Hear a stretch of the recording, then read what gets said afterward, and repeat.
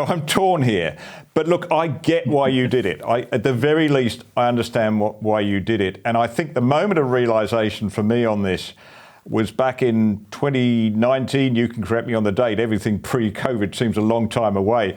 But if you remember, there was a vote in the New South Wales Parliament on measures to liberalise abortion that, had not come out of nowhere. The Berejiklian Liberal government had introduced these measures straight after an election. Nobody was quite sure why she was doing it. And I was passing by Martyn Place while this debate was going on, and Martyn Place was full to the gills with people protesting against this legislation. And when I looked around and I talked to people, there were people I knew. They were your people. They were my people. They were friends of mine, protesting against a Liberal government decision on a matter of fundamental, what is to many of us, a fundamental principle, and that is the sanctity of life and the right of human beings to take a life. I felt it, they felt it, but somehow this hadn't got through to the politicians in Macquarie Street who were making that decision. That's exactly right. And I'll tell you just how much it didn't get through. It was after that event. I mean, there was a huge rally in Martyn Place. There was an even bigger one in Hyde Park a couple of weeks later. It was extraordinary. I've never seen anything like it. But it was after that event that we were talking to the Prime Minister's office in Canberra. And we were talking about the religious discrimination bill, and they removed something which was just so fundamental. And I think it was the Folau clause, and they just said, oh, we can't do this. I thought, wow, a Liberal government basically saying you can't have free speech in the workplace. They wouldn't pass laws to protect free speech in the workplace. They had to remove it from the bill.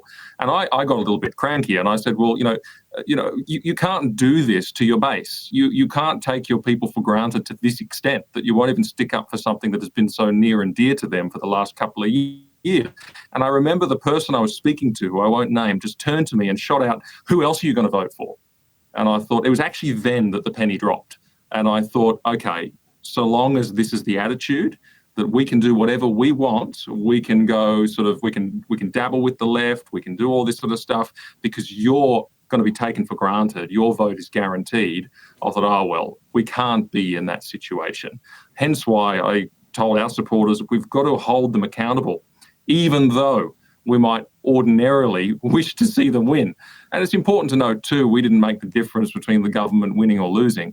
They lost, enough seats that our campaign didn't make the decisive difference.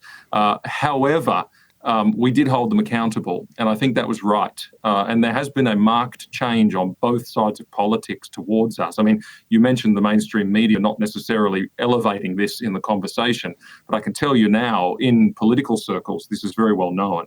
And doors on the Labor side are much more open to us, and doors on the Liberal side are much more open to us. We already did pretty well in that regard, but we're doing even better.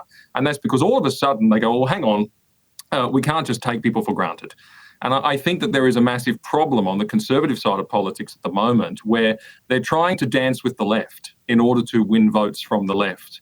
And I'm sitting there going, why would someone with lefty views vote for a fake when they could vote for the real article? They can just vote for Daniel Andrews in Victoria. He's the real thing. Why would they vote for the fake version of Daniel Andrews on the other side? Of course they won't. There needs to be a distinction and a difference. And we've proven that the base will walk away and will do great, and it'll do great harm to the cause when the Conservative side of politics doesn't remain true to their values.